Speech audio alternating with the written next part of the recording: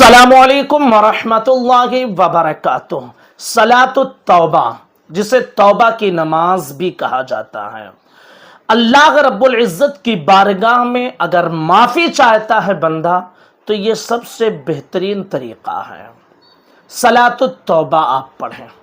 सलातुत तौबा कैसे पढ़ेंगे वो हम आपके सामने रखेंगे, लेकिन उससे पहले आपको बता दूं कि इंसान कितना ही बड़ा मुजरिम हो और कैसे ही गुनाह उससे सरजद हो गए हों, अगर सलातुत तौबा पढ़कर सच्चे दिल के साथ अल्लाह रब्बुल इज़्ज़त की बारगाह में तौबा करता है, अल्लाह रब्बुल इज़्ज़त की बारगाह में माफ़ी चाहता है, तो अल्लाह रब्बुल इज़्ज़त अपनी बारगाह से उसे रुसवा करके नहीं लौटाता है।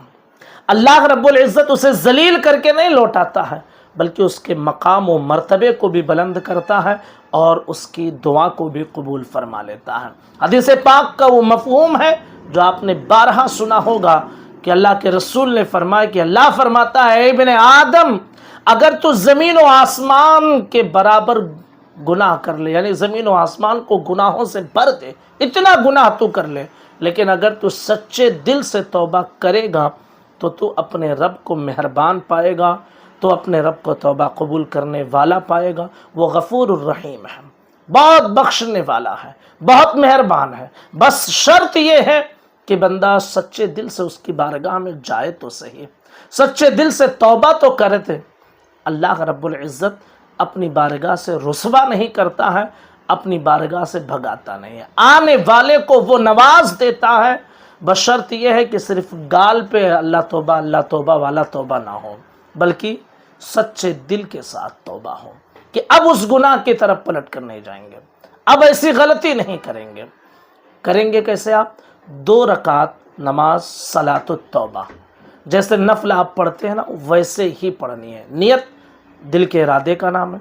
ज़बान से यूं कह लें, नियत की मैंने 2 रकात नमाज सलातुत तौबा नफल वास्ते अल्लाह के, मुँह मेरा तरफ काबा शरीफ के, अल्लाहु अकबर।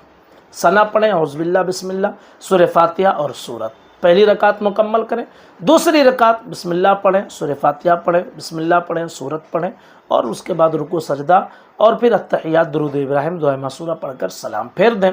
उसके बाद में अल्लाह की बारगाह में हाथ उठाएं और सबसे पहले अल्लाह की तारीफ़ करें, अल्हम्दुलिल्लाहि रब्बिल आलमीन। फिर हुज़ूर की बारगाह में दुरूद व सलाम पढ़ें, दुरूद शरीफ आप पढ़ें।